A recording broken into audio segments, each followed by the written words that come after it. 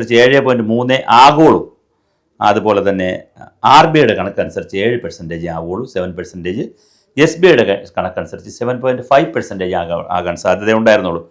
പക്ഷേ എന്തുകൊണ്ട് 8.2 ഇത് കയറി? ഈ കാലയളവിൽ, ഈ 8.2 കയറിയ കാലയളവിൽ വിവിധ രാജ്യങ്ങളിൽ എന്താ സംഭവിച്ചത്?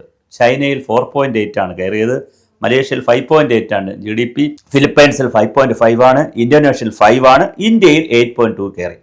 എന്തുകൊണ്ട് ഇത് 8.2 കയറി എന്നുള്ളത് വളരെ പ്രധാനപ്പെട്ട ഒരു കാര്യമാണ്. ഒരു വശത്ത് താരിഫിൻ്റെ പ്രശ്നങ്ങളുണ്ട്, ലോകത്ത് യുദ്ധം, ഉക്രൈൻ യുദ്ധം കിടപ്പുണ്ട്, ഗാസയുടെ പ്രശ്നങ്ങൾ കിടപ്പുണ്ട്, പൊളിറ്റിക്കലായിട്ടൊരു ഇൻസ്റ്റെബിലിറ്റി ഉണ്ട്, രാഷ്ട്രീയ അസ്ഥിരത്വം ലോകത്തുണ്ട്. അങ്ങനെ ജിയോ പൊളിറ്റിക്സിൽ രാഷ്ട്രീയ അസ്ഥിരത്വം നിൽക്കുമ്പോഴും ഇന്ത്യ എങ്ങനെ 8.2 കയറി എന്നുള്ളതാണ്. മാത്രമല്ല എല്ലാ പ്രധാനപ്പെട്ട മേഖലകളിലൊക്കെ മാനുഫാക്ചറിങ്, ഈ നിർമ്മാണ മേഖലയിൽ 9.1 കയറി, സർവീസ് മേഖലയിൽ 9.2 കയറി, പബ്ലിക് യൂട്ടിലിറ്റിയുടെ പൊതു ഉപയോഗത്തിൻ്റെ കാര്യത്തിൽ 9.7 കയറി, ടോട്ടൽ എടുക്കുമ്പോൾ 8.2 കയറിയിട്ടുണ്ട്.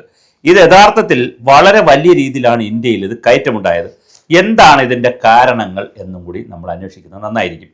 എന്തുകൊണ്ട് ഇന്ത്യയിൽ ലോകത്താകെ GDPയിൽ കുറവ് വരുമ്പോൾ, അല്ലെങ്കിൽ GDPയിൽ ക്രമാതീതമായ വളർച്ച വരാതിരിക്കുമ്പോൾ ഇന്ത്യ 8.2 വളർന്നത് എങ്ങനെ എന്നുള്ളത്, ഒന്ന് GSTയുടെ കട്ട് വന്നല്ലോ. GSTയിൽ ഇളവ് വന്നതോടുകൂടി റൂറൽ എക്കോണമി വളരെ വലിയ തോതിൽ ഇളകി മറിഞ്ഞു. വലിയ തോതിലാണ് റൂറൽ എക്കോണമി മാറിയത്. ഇന്ത്യയിൽ നമ്മൾ ഗ്രാമങ്ങളെക്കുറിച്ചാണ് എന്നും വ്യാപലാതിപ്പെട്ടിരുന്നത്. ഇന്ത്യയുടെ ആത്മാവ് ഗ്രാമങ്ങളിൽ താമസിക്കുന്നു, India lives in rural villages എന്ന് ഗാന്ധിജിയൊക്കെ പറഞ്ഞ ഗ്രാമങ്ങളുടെ ഉണർത്തു ഇന്ത്യ വളരും എന്ന് പറയുന്നിടത്തേക്ക് നമ്മുടെ GDPയുടെ വളർച്ച കാണുമ്പോൾ ഇന്ത്യൻ ഗ്രാമങ്ങളെ വളർച്ചയെ നമ്മൾ കാണണം.